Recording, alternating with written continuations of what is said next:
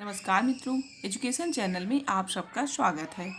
आप सबको रक्षाबंधन की बधाई। रक्षाबंधन से जुड़ी महत्वपूर्ण जानकारियाँ। आज का हमारा लेख रक्षाबंधन से जुड़ी कहानियों पर आधारित है। भाई बहन के अटूट प्रेम को समर्पित रक्षाबंधन का त्यौहार आज पूरे देश में धूमधाम से मनाया जाता है। कहते हैं इस त्यौहार की शुरुआत सगे भाई बहनों ने नहीं की थी। किसी को भी हम सच्चे मन से रक्षा सूत्र बांधकर इस पर्व की शुरुआत कर सकते हैं। माना जाता है कि इस पर्व की शुरुआत सतयुग में हुई थी।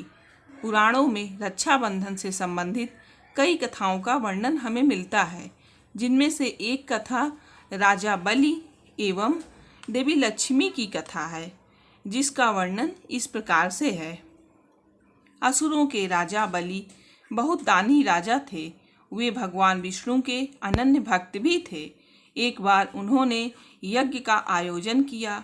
इसी दौरान उनकी परीक्षा लेने के लिए भगवान विष्णु वामन अवतार धारण कर राजा बलि के दरबार में गए और उनसे भिक्षा की याचना की। राजा बलि दानवीर थे, इसलिए उन्होंने भगवान विष्णु को वचन दिया कि वह भिक्षा में जो भी मांगेंगे उन्हें प्रदान किया जाएगा।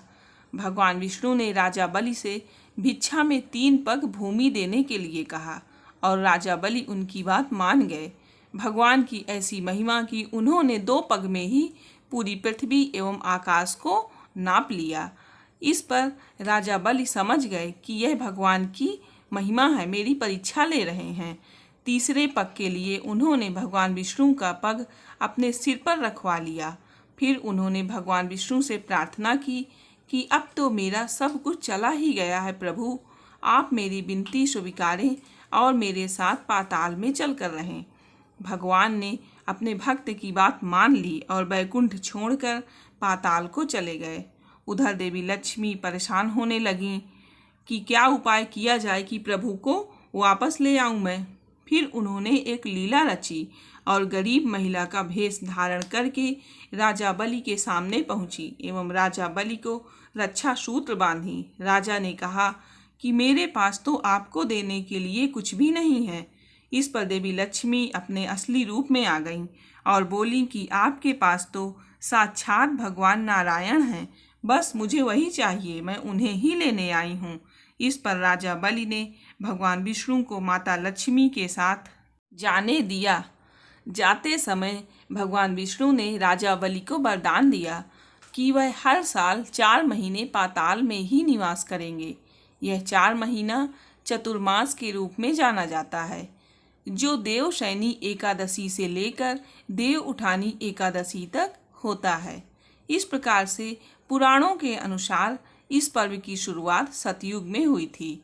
जिस दिन देवी लक्ष्मी ने राजा बलि को रक्षा सूत्र बांधा था, वह दिन भी श्रावण मास का ही दिन था। श्रावण मास की पूर्णिमा का दिन था।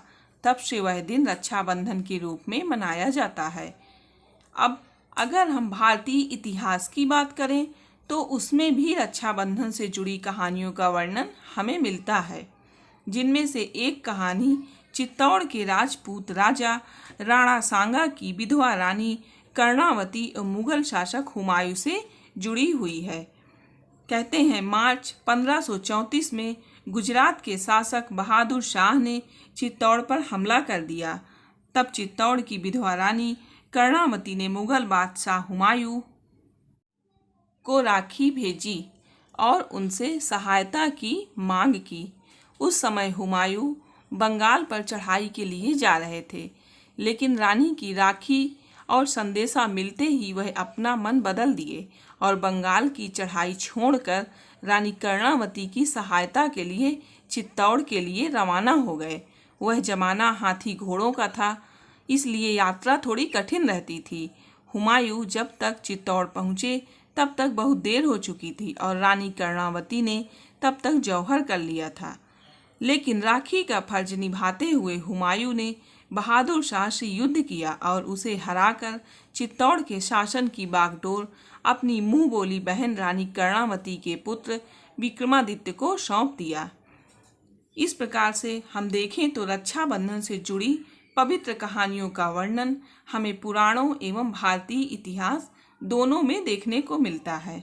मित्रों, आज का लेख यहीं से समाप्त होता है। उम्मीद करती हूँ रक्षाबंधन से जुड़ी जानकारियाँ आप लोगों को पसंद आएंगी। धन्यवाद मित्रों।